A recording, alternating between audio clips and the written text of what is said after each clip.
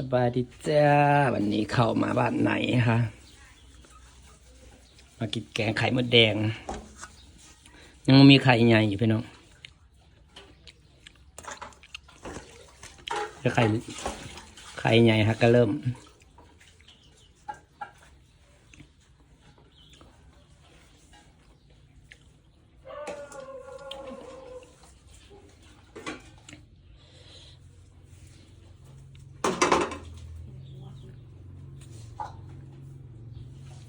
ไข่มดแดงค่ะ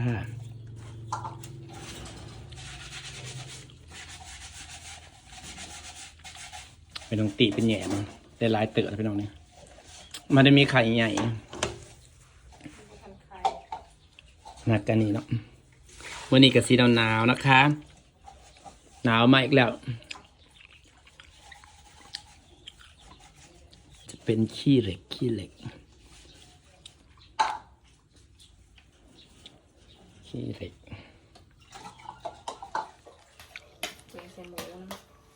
แกงไข่มดแดงใส่หมูจ้า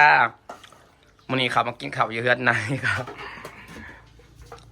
ในน้องตีพันต้มขี้เล็กไว้ตากแห้งนะครับตากได้เห็นเต้แม่บอกกระลืมมันจะเขาตากได้ตากลวกกระจัดก็ตากไปเมืองนอกกันไว้กินไปไทยกี้ว่าสิผ่าให้คอยจี้นอนยายบริสุทธิ์มาซับขายดีเจ้าของเจ็บมือจะซื้อ500นะก็ทีละ100ก็พอได้แล้วมันได้เป็นบ่ตากจังได้ค่าเดี๋ยวจะโทรถามแม่กันเพราะเราเคยตากกำลังปลูกให้เด็กตัวนี้นะว่าเราเคยตากเมื่อสิก็ตากติดหรือเขาตากต้มวะนี่มันยายว่าอันนี้ตากไปให้พี่น้องเขาประเทศน้องเขาบริต้มนะตากเลยบ่มันแห้งแล้วเขาไปแล้วแบบเขาจะต้มน้ำเดือดๆแล้วเจ้ากับหวานลงเลยครับบ่ตัวแม่ก็ไปคืนนะแม่เขาก็ได้ลองเห็ดเลยเพื่อได้ไปขายของเอาไปแกะเอาไปออมขายเลย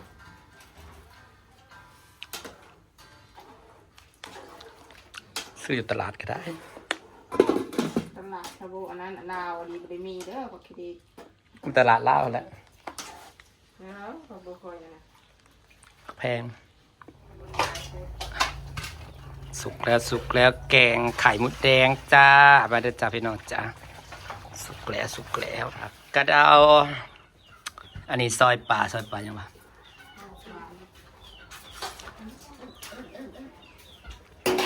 เดี๋ยวเอาซอยปลาหน่อยแล้วก็แกงไข่มดแดงจ้าไข่มดแดงซอยปลาอะไรจ้าซอยปลาอันนี้มะขามหวานไอ้ป่นปลา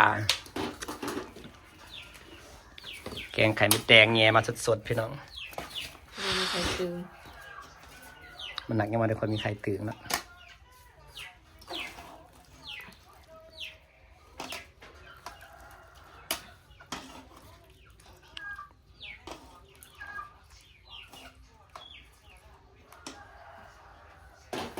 นี่พี่น้องมาแกงไข่มดแดงวันนี้เขามากินข้าวในบ้านจ้ามากินข้าวกับน้องตีน้องตาซีเราไปถ่ายน้องตีน้องตาให้เบิ้งแม่เลยเขามากินจ้านี่แกงไข่มดแดงใส่เห็ดปลาขัดแกงใส่ปลาขับไก่สิครับนี่ของกินเราวันนี้มาจะกินข้าวกับพี่น้องจ้าขายดีป่ะอะไรของกินก้อยปลาแกงไข่มดแดงบอกปลาหมึกแล้วก้อยปลาปลาหมึกบานหรอปลาหมึกเอาบานหน่อยแล้วล่ะซอยปลาบานหน่อยเผ็ดเลยมาเริ่มจะกินแล้วบอกขายดีอยู่ไม่ได้เอาไปของ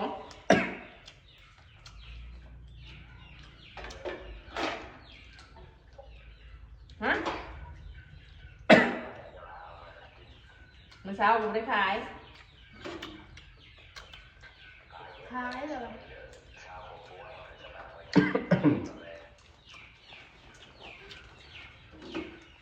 มันจะไปโทรหาเขาหนูบอก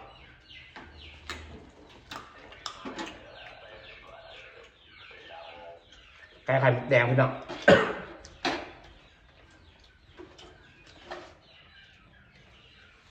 ไข่มดแดงกับซอยปลาจ้า ให้เอามากุมหน่อยก็ได้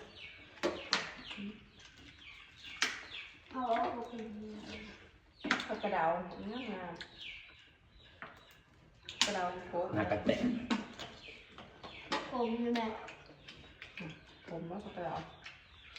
ผมแห้งบอก กระดาวหักกระแตะทุกคนมักกินผักนะพี่น้องแต่บอกกินผักกระดาวมันขม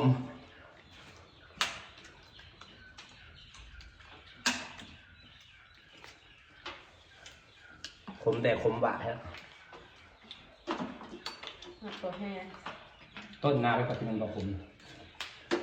แห้งเนาะเนื้อบุเป็นดอก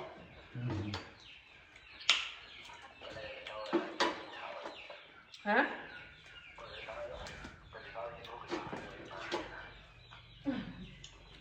พี่ไอ้จะไปออกขายของ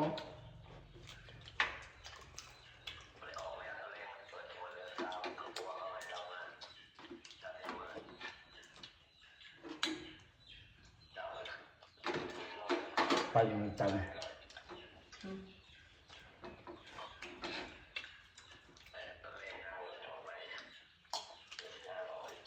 เขายังหาใหม่คายวันจันทร์ที่เต่าอยู่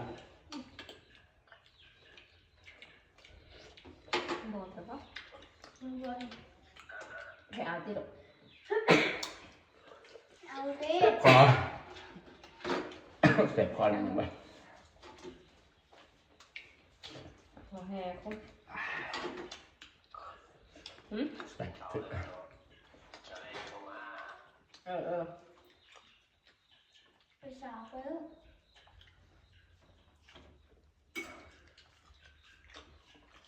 ให้ดิ้น มึงจะลิน ก็เลยคนขายของให้ตรวจกด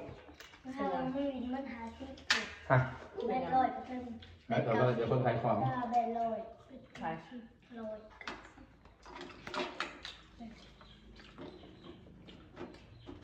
เขาก็ว่าเลย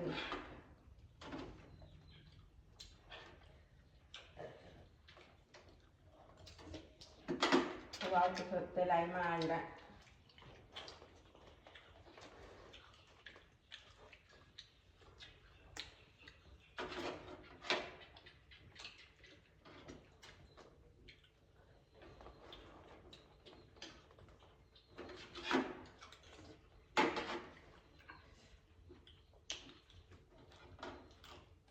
แฟนตา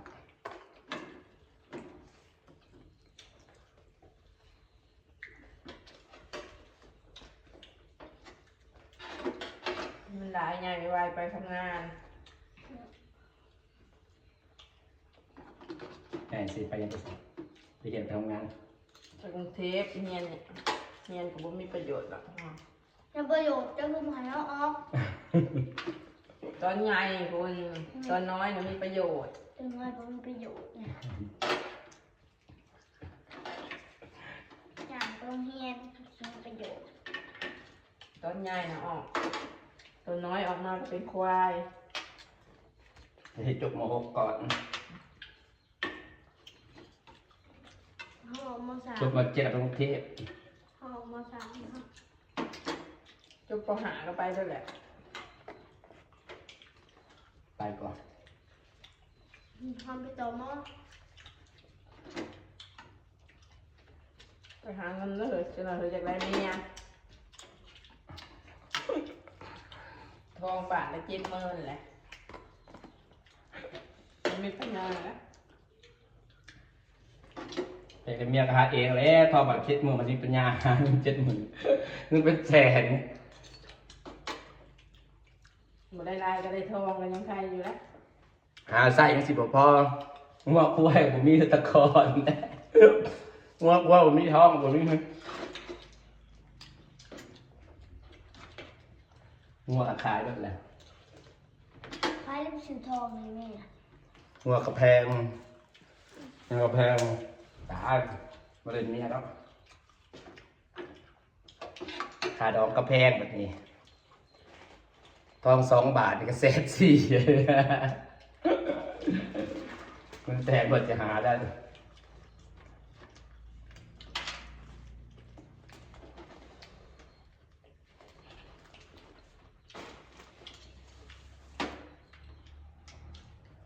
หลบตาเนี่ยทอง3 บาทเยอะ2 บาทเยอะขนาด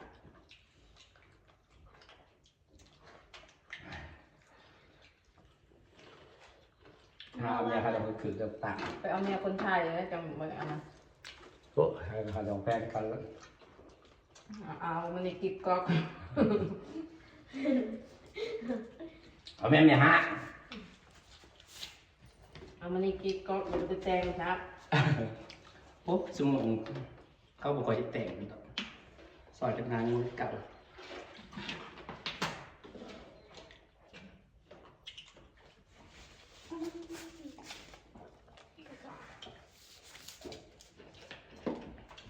ออกบ้างบรรยากาศไปซ้ำนี่แหละจ้ะพี่น้องจ้าบ๊ายบายนะจ๊ะ จะมาเดี๋ยว ทีแรกออกนอกค่ะหนาวออกไปเลยเป็นลมแห้งๆนะไม่ได้ลมแห้งเลยทั้งลมทั้งอันนี้ลมหนาวเนอะเอาอยู่ในเงียบๆอยู่นอกมันอุ่นๆอยู่